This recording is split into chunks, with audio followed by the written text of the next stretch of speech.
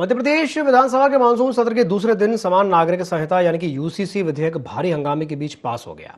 मुख्यमंत्री डॉक्टर मोहन यादव ने यूसीसी को सामाजिक समानता और महिला अधिकारों की दिशा में एक ऐतिहासिक कदम बताया। उन्होंने कहा कि एक देश में सभी नागरिकों के लिए एक समान कानून होना चाहिए और इससे महिलाओं को भी न्याय मिलेगा। अब विधानसभा से पारित होने के बाद विधेयक राज्यपाल की मंजूरी के लिए भेज दिया जाएगा और मंजूरी और राजपत्र में प्रकाशन के बाद मध्य प्रदेश में यूसीसी लागू हो जाएगा। हालांकि कांग्रेस ने इसे जल्दबाजी में लाया गया राजनीतिक एजेंडा करार दिया है। देखिए रिपोर्ट। मध्य प्रदेश विधानसभा के मानसून सत्र के दूसरे दिन समान नागरिक संहिता यानी यूसीसी विधेयक भारी हंगामे के बीच पास हो गया। मुख्यमंत्री डॉक्टर मोहन यादव ने यूसीसी को सामाजिक समानता और महिला अधिकारों की दिशा में ऐतिहासिक कदम बताया। उन्होंने कहा कि एक देश में सभी नागरिकों के लिए एक समान कानून होना चाहिए और इससे महिलाओं को न्याय मिलेगा। अब विधानसभा से पारित होने के बाद विधेयक राज्यपाल की मंजूरी के लिए भेजा जाएगा। मंजूरी और राजपत्र में प्रकाशन के बाद मध्य प्रदेश में यूसीसी लागू हो जाएगा। हालांकि कांग्रेस ने इसे जल्दबाजी में लाया गया राजनीतिक एजेंडा करार दिया, तो मुख्यमंत्री डॉक्टर मोहन यादव ने कांग्रेस पर मुस्लिम तुष्टीकरण और वोट बैंक की राजनीति का आरोप लगाते हुए दावा किया कि बाबा साहब के संविधान की भावना के अनुरूप सभी नागरिकों के लिए समान कानून जरूरी था।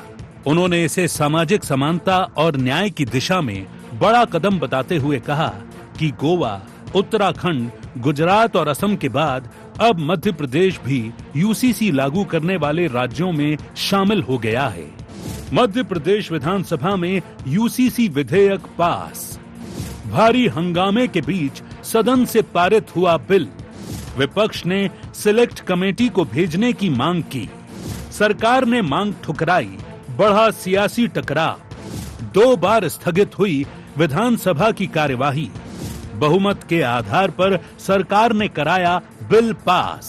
प्रदेश की विधानसभा में मध्य प्रदेश समान नागरिक संहिता का बिल का पारित होना ये वास्तव में आज स्वर्णिम दिन के समान है। मध्य प्रदेश के अंदर विधानसभा में इस कानून के बनने से हमारी सबकी प्रतिबद्धता डॉक्टर भीमराव अंबेडकर, सरदार वल्लभ भाई पटेल, डॉक्टर श्यामा प्रसाद मुखर्जी के अतीत के उस एक देश एक विधान एक निशान एक प्रधान की भावना की न पुनः केवल प्रकटीकरण है बल्कि वो संकल्प की पुष्टि है। मध्य प्रदेश अब वो राज्य हो गया जहां यूसीसी पारित हुआ। ये कांग्रेस की हिंदू मुसलमान को बांट करके वोट बैंक से चश्मे की देखने की नीति का नंगा नाच पूरे प्रदेश की जनता ने देखा है। कांग्रेस ने अपने वोट का नुकसान देखा। क्यों? क्योंकि उनको लगता है कि इससे हिंदू मुसलमान के वोट का फर्क पड़ेगा। कांग्रेस का ये चरित्र जनता जान रही है और कांग्रेस को कीमत चुकाना पड़ेगा। उधर कांग्रेस ने समान नागरिक संहिता विधेयक को लेकर सरकार पर गंभीर सवाल उठाए।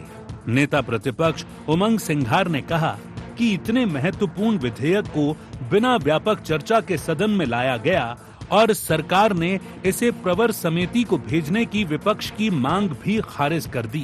कांग्रेस ने संविधान के अनुच्छेद 29 का हवाला देते हुए अल्पसंख्यकों के अधिकारों का मुद्दा उठाया और कहा कि सरकार को पहले ओबीसी के 27% आरक्षण जैसे लंबित मुद्दों पर ध्यान देना चाहिए। बगैर चर्चा के, बगैर विपक्ष की राय के जो हमारी राय थी, हमारी मांग थी, प्रवर समिति में भेजा जाए। उसके बावजूद भी उन्होंने उसको पास किया। सवाल की उनकी संख्या ज्यादा थी। जब 21वीं लॉ कमीशन की रिपोर्ट आई थी, गठन हुआ था मोदी जी के समय, सेवानिवृत्त सुप्रीम कोर्ट के जज माननीय चौहान जी ने इस कमेटी के अंदर कहा कि आज देश के अंदर यूसीसी की आवश्यकता नहीं है। तो क्यों नहीं दिल्ली की सरकार ने इस रिपोर्ट को माना, लॉ कमीशन की रिपोर्ट को? इसका मतलब देश में कानून नाम का रह गया है। आरएसएस अपना एजेंडा चाहता है। बहरहाल यूसीसी पर सदन से सड़क तक सियासी बहस तेज हो गई है। बीजेपी इसे सुशासन और समान अधिकारों का कानून बता रही है, जबकि कांग्रेस प्रक्रिया और प्राथमिकताओं पर सवाल उठा रही है।